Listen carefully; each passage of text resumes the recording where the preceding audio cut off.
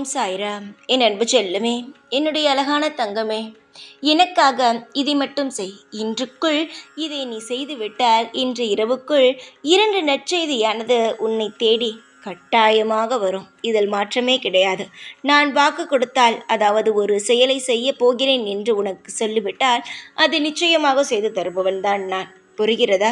அதனால் இப்பொழுது நான் உனக்கு சொல்கிறேன், இதிலிருந்து நான் எப்பொழுதும் பின் வாங்கவே மாட்டேன். உனக்கு என்ன வேண்டும் அதை என்னிடம் கேள், நான் தருகிறேன். உன் வாழ்க்கையில் 2 விஷயங்கள், மிக மிக முக்கியமான விஷயங்கள் 2 இருக்கிறது.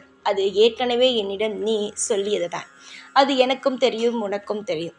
அந்த 2 விஷயங்கள் நிச்சயமாகவே இன்று நடக்க துவங்கிவிடும். முதலில் நான் சொல்வதை நீ செய்துவிடு. என்னுடைய படமோ இல்லை சிலையோ உன் வீட்டில் இருக்கிறதல்லவா, அதன் மீது வாசனை திரவியங்கள், புனுகு, பச்சை கற்பூரம், ஜவ்வாது, ஏலக்காய், இது போன்ற வாசனை திரவியங்களை என் மீது எப்பொழுதுமே வைத்துவிட. புரிகிறதா? லேசாக என் மீது தூவிவிட.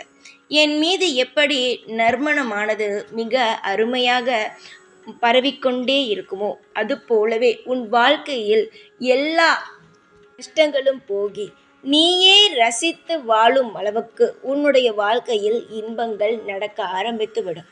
இது ஒரு நல்லதுக்குத்தான் சொல்கிறேன்.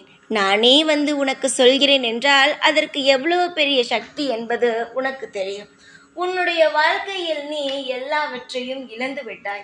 இனியோ இழக்க உன்னிடம் ஒன்றுமே இல்லை. இனிமேல்தான் நீ எல்லாவற்றையும் சேர்க்க வேண்டும். இதற்கு பிறகுதான் உன்னுடைய குடும்பத்தில் இருப்பவர்களை நீ சந்தோஷமாக வாழ வைக்க வேண்டும். அனைவருமே இப்பொழுது மிகவும் கஷ்டத்தில் தான் இருக்கிறார்கள்.